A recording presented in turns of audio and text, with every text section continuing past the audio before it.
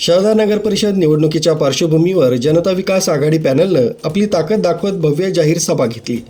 या सभेला नागरिकांचा प्रचंड प्रतिसाद मिळाला असून हजारो कार्यकर्त्यांनी घोषणाबाजी करत शक्ती प्रदर्शन केलं।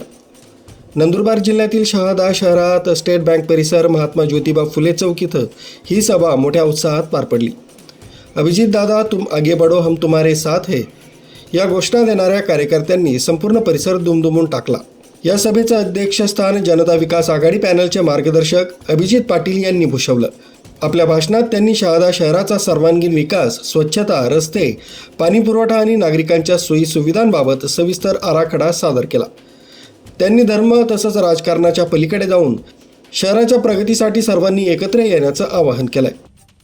करतोय की नक्की शहादा नगरपालिकेच्या निवडणुकीच्या बाबतीमध्ये आपण काय भूमिका घेतली पाहिजे।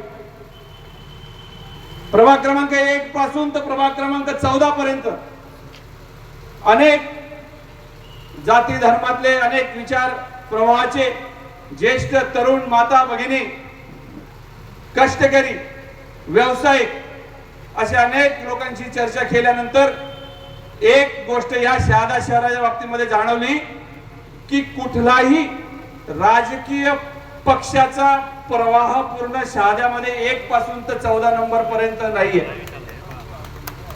काही लोकांना काँग्रेस आवडत नाही, काही लोकांना भाजपचे विचार चालत नाही, काही लोकांना कदाचित शिवसेनेवर प्रेम असेल तर काही लोक राष्ट्रवादी पक्षाची विचारधारेवर चालणारे लोक असतात।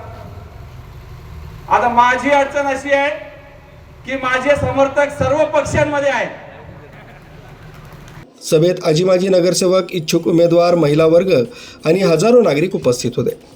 जनता विकास आघाडीने या सभेद्वारे आगामी निवडणुकीचं रणशिंग फुंकलंय। इतर पक्ष अजूनही तयारीच्या टप्प्यात असल्याचं चित्र दिसतंय। शहाद्यातील या भव्य सभेमुळे नगर परिषद निवडणुकीची रंगत ही चांगलीच वाढली आहे। जनता विकास आघाडीचा हा उत्साह पुढे मतदारांपर्यंत कितपत पोहोचतो हे येत्या दिवसात स्पष्ट होणार आहे। न्यूज ब्युरो, सक्षम पोलीस टाइम्स, न्यूज 112, शहादा।